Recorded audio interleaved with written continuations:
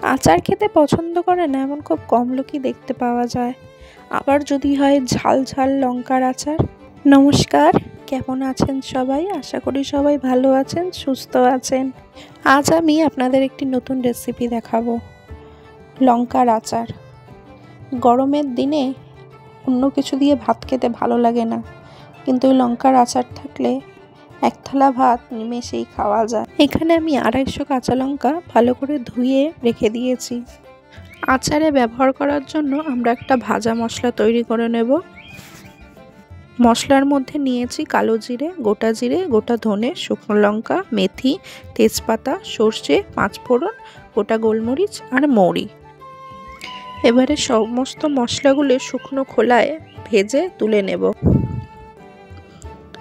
এরপর কড়াইতে 100 গ্রাম সর্ষের তেল দিয়ে ভালো করে গরম করে নেব।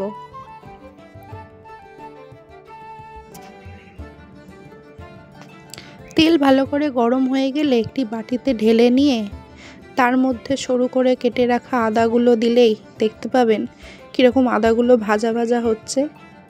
এরপর তাতে ধুয়ে বেছে রাখা কাঁচা লঙ্কা দিয়ে দিতে হবে।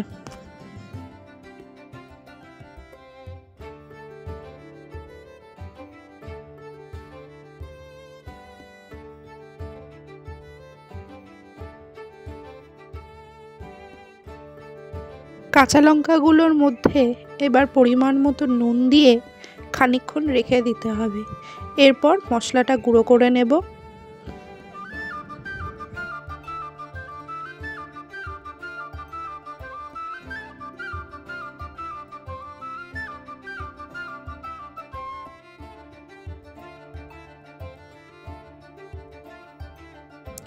মশলা গুঁড়ো হয়ে গেলে একটি বাটিতে সুন্দরভাবে তুলে নিয়ে রেখে দিতে হবে।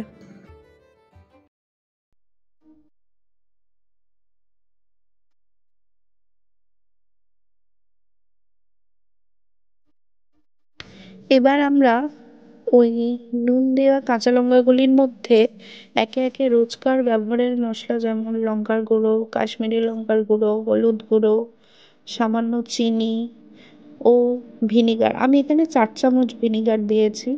আপনাদের লঙ্কার পরিমাণ অনুযায়ী আপনারা এখানে ভিনিগার দিতে পারেন। আর সাথে দিয়েছি শিলনোড়ায় গুঁড়ো করে রাখা ওই ভাজা মশলাটি।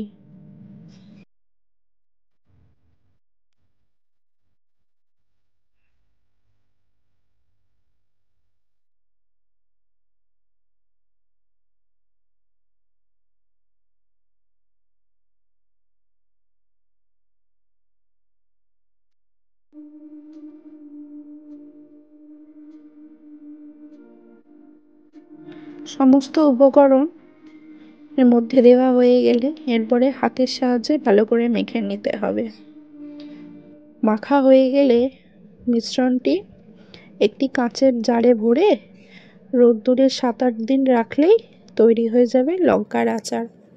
সঙ্গে সঙ্গে এটি খাওয়া যাবে না, এটি একটু রোদ্দুরে রেখেই খেতে হবে, সঙ্গে সঙ্গে খেলে একটু ঝাল লাগবে।